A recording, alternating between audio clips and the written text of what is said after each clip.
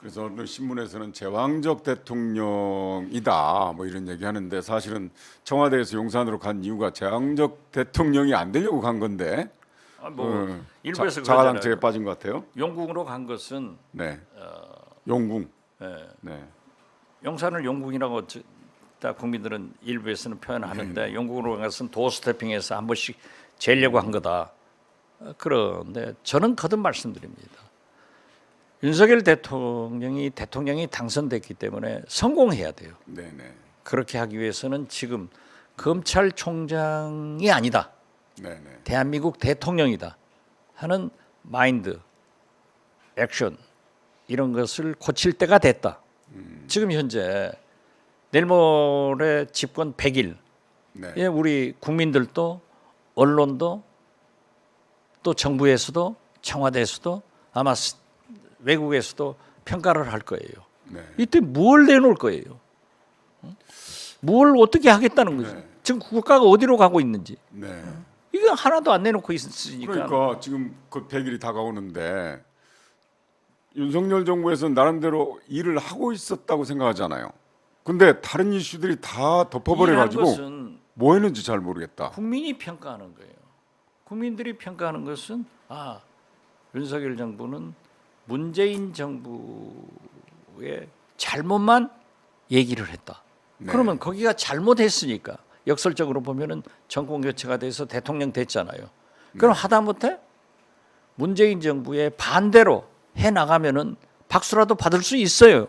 그런데 그건 아니에요. 밤낮 잘못했다고 탓만 하지 안 한단 말이에요. 자, 김대중 대통령이 김영삼 대통령께서 6.25 이후 최대의 국난인 IMF 외환위기를 불러일으켰지만은 김대중 대통령께서 김영삼 대통령 탓하는 소리 저 한 번도 못 들어봤어요. 오히려 네네. 당신을 사형시키려고 했던 전두환, 노태우 두 전직 대통령을 사면해서 연희동에서 살게 하고 네. 그래서 용서를 통해서 국민 통합으로 가니까 결국 외환위기를 극복할 수 있었고 국민들이 감옥에서 장롱 속에 숨겨놨던 애들 돌반지를 다 내가지고 금모기가 성공돼서 외환위기를 극복하는 맞습니다. 그런 과정을 겪었지 않습니까? 저는 제발 윤석열 대통령께서 왜 꼭 YS의 길을 가는가? YS가 처음에 사정을 강하게 해가지고 뭐 높은 사람들 다 구속되니까 국민들이 90%가 박수를 치고 지지를 했어요. 그렇지만 1년간 그거 하다 보니까는 경제가 폭망해서 IMF가 왔단 말이에요. 그때보다 지금 대한민국은 더 어렵습니다. 그때 IMF 외환 위기 당시에는 세계 경제는 좋았고 우리 대한민국 경제만 나빴어요. 그런데 지금은 세계 경제가 다 나쁘고 대한민국 경제는 더 나빠요. 그렇기 때문에 과거부터 우리 백성들은 배부르고 등 따뜻해야 조용하다는 거예요. 지금 저 천정부지 물가 오르고 월급 빼고는 다 오른 거잖아요. 이랬을 때 국민들이 어떻게 나오겠느냐. 지금, 그래서 저는 거듭 말씀드리지만은 용서를 통해서 국민 통합을 하고 잘못한 게 있으면은 빨리 신속하게 사정해서 처리하고 진짜 경제로 가자.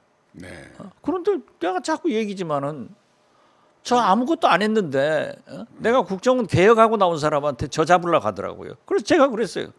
아니 물가 잡지 왜 박지원이 잡으려고 하냐. 그러면 실패한다.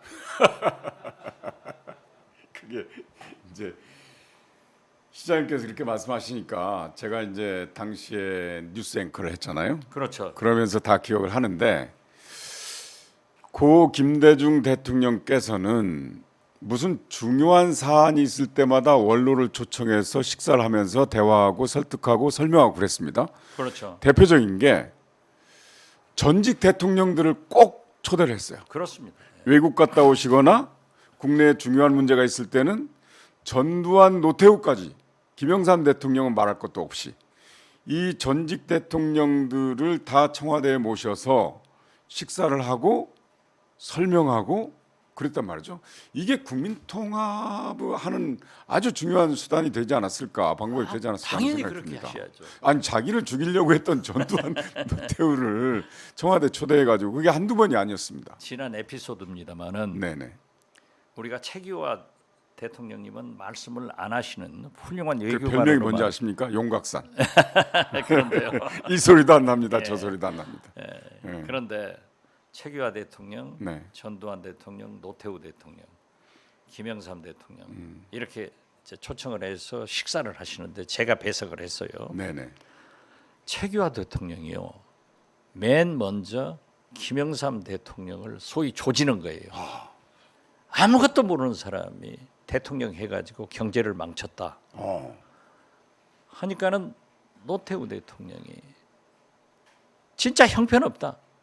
나는 김대중 대통령이 경제를 모를까 봐서 염려를 했는데 잘 해 나가는 걸 보고 안심한다. 이 경제를 망친 대통령이 누구냐? 그러니까 전두환 대통령이 그 걸찍한 아무것도 모르는 사람이 대통령 해가지고 대한민국을 망쳤다 하고 막 조져버리더라고요.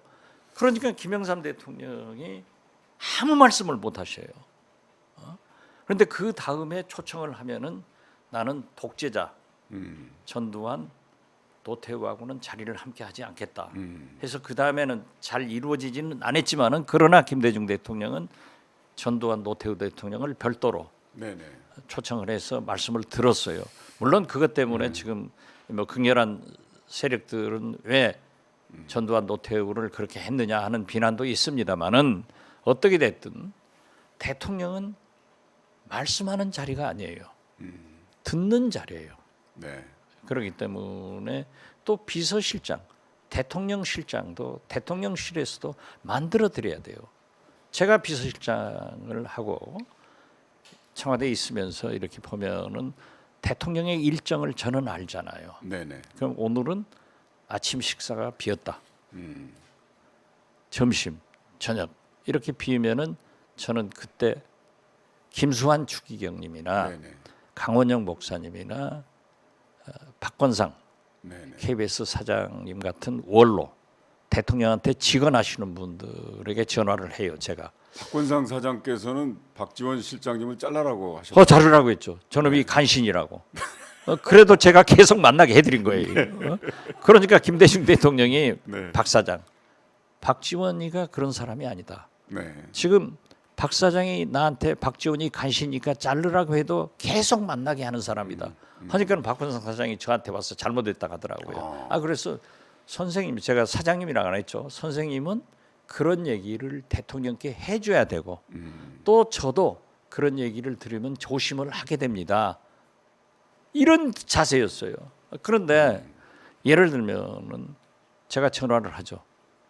추기경님, 내일 아침 대통령님께서 식사를 하자입니다. 그건 저는 대통령하고 전혀 상의가 안 된 거예요. 네. 그러면 대한민국 누구도 대통령이 식사를 하자면 아침이건 점심이건 저녁이건 커피 한잔 하자고 해도 절대 그 싫어하지 않습니다. 그러면 이제 오신다고 그래요. 그러면 제가 대통령님한테 김수환 추기경님이 내일 아침에 좀 꼭 드릴 말씀이 있어서 조찬을 좀 해줬으면 좋겠다고 합니다. 그러면 김대중 대통령이 없으니까 오시라 하지. 나는 이미 만들어놨는데 그렇게 해서 와서 다 얘기를 하시는 거예요. 그래서 그러니까 비서실장의 역할이라 이런 그렇죠. 네. 그런 역할을 해줘야 되는데 지금 비서실장은 어떻습니까? 지금 비서실장 대기하고 계시던데 계속. 내가 누군지 아냐고 물어보는 사람이 어디 있어요? 대한민국 대통령 비서실장이 70일 만에 청와대 기자실에 나와서 제가 누군지 아십니까? 그것이 아무리 농담해도 이건 말이 아니잖아요. 그래 70일간 청와대 출입 기자하고 한 번도 얘기를 하지 않았다고 하는 것은 이건 윤석열 대통령의 불행이에요. 네네. 어떻게 그런 사람들을 그대로 그러니까 두고 이제 있는가? 시장님께서 말씀하시기를 대통령은 듣는 자리다 그렇죠. 이런 말씀하셨는데 저도 이제 누구한테 들었습니다만 리더의 소통은 90%는 듣고 10%만 얘기하라 이런 얘기를 하더라고요. 그렇습니다. 네, 근데 최근에 저는 이제 그런 기사를 봤습니다. 윤석열 대통령이 각부 장관으로부터 업무 보고를 받지 않습니까? 근데 업무 네. 보고를 받는데 장관이 업무 보고를 하면 중간에 끊는데요. 네. 끊고 자기 얘기만 한다고 그러는데, 저도 그런 걸 봤어요. 네, 기사에서 봤습니다. 그러면서 윤석열 대통령께서 각 부처 장관들에게 스타 장관 되라, 수석들에게도 스타 수석 되라라고 했는데 대통령이 본변인 아니에요. 네, 자기가 말씀을 해버리면은 어떻게 장관 대변인이 얘기를 해요? 업무 보고가 아니죠, 그러면. 그렇죠. 지시죠, 지시. 그래서 저는 보고가 아니라 지시. 업무 보고 스타일에 대해서도 오늘 처음 얘기합니다만은 대통령을 차관, 실국장들이 볼 수 없습니다. 그러면 이 대통령 업무 보고는 실국장들이 다 배석을 해서 대통령이 때로는 질문도 하고 답변도 하고 하거든요. 그리고 메모하고 그러시죠. 그렇죠. 네. 그래서 저는 그렇게 독대 보고보다는 그렇게 과거식으로 실국장이 전부 참여를 해가지고 보고 준비도 하고 대통령의 말씀도 듣고 자기들도 의사를 표시하고 그런 것을 했으면 좋겠다 했는데 아무튼 네. 대통령이 장관 말씀 끊어놓고 당신이 하면은 본변인이 다 하는데 어떻게 스타는 대통령인데 어떻게 스타 장관이 누가 나와요? 어느 장관인가 기자한테 그런 얘기를 했기 네. 때문에 흘러나왔겠죠, 그 얘기가. 그렇죠. 근데 대통령에 대한 각부 장관의 업무 보고는 시장님께서 방금 말씀하신 대로 장관과 함께 차관들, 실국장들이 배석을 하거든요. 예. 그래서 사실은 각 부의 업무를 그 멤버 중에 제일 모르는 분이 대통령입니다. 잘 그렇죠. 모르죠? 그 다음에 모르는 사람이 장관이고 사실은 실무국실장들이 더 잘 알거든요. 그렇습니다. 그래서 대통령이 모르는 것을 실국장들이나 차관들한테 질문을 하죠. 그래서 그걸 받아 적고 하는 게 업무 보고거든요. 대통령이 전문가면은 대통령 안 돼요. 그럼요, 못하죠.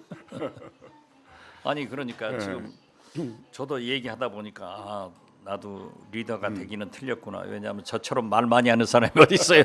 앞으로 듣는 아니, 아 지금 그러면 뭐, 이제 제가 방송 못 나오면 또 어떻게 하지? 그렇죠. 방송을 하시니까 말을 많을 수밖에 없는데 이제 뭐 너무 진지한 얘기만 하다가 이제 보니까 또 시간이 이렇게 많이 지나는데 가볍고 재밌는 얘기 한 아니 할게요. 우선 말이죠. 네네네. 그러면